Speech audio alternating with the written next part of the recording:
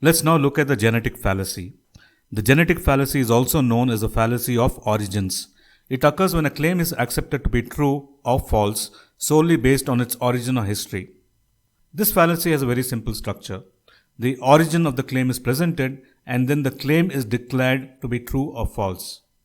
Let's now look at some examples of this fallacy. During the 2020 US presidential election, some people dismissed Joe Biden's policies solely because of his political party affiliation or his age. For example, some people may have said, "I don't support any Democrat policies because they're all socialist."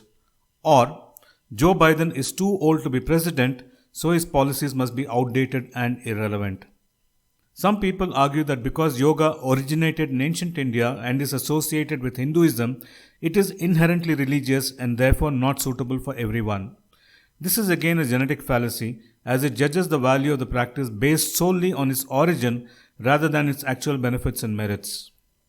A company might reject a job applicant based solely on their educational background or the school they attended without considering their skills, experience, or qualifications.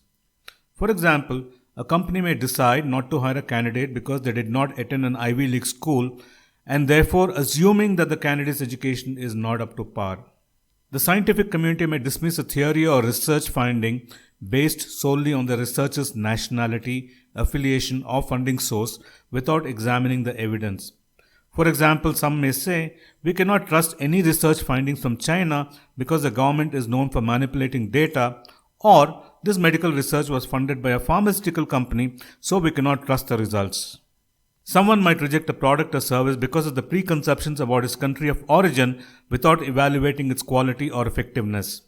For example, someone may refuse to buy a car made in China because they assume that the Chinese-made cars are of low quality or unsafe without actually researching the car's features or performance. During an election, it is not uncommon for one candidate to attack the other based on their past or origin rather than their current policies and plans. For example, a candidate might argue that the opponent is untrustworthy because they come from a wealthy family and have never had to work hard for anything in their life. In personal relationships, people sometimes make assumptions about others based on their cultural or ethnic background rather than getting to know them as individuals. For example, someone might assume that a person from a certain country is rude or aggressive because of stereotypes they have heard without taking the time to get to know that person and form their own opinions. In the early 20th century, some scientists rejected the theory of continental drift because it was proposed by Alfred Wegener, who was a meteorologist and not a geologist. They believed that only geologists were qualified to make geological theories and therefore dismissed the theory of continental drift as unscientific. This is an illustration of the genetic fallacy because they were judging the validity of the theory based on its originator rather than evaluating the evidence and logic behind the theory. We should look out for genetic fallacies because it can lead to flawed reasoning and incorrect conclusions. By relying on the origin or history of an argument or idea rather than evaluating it based on its own merits, we can miss important information and overlook valuable ideas.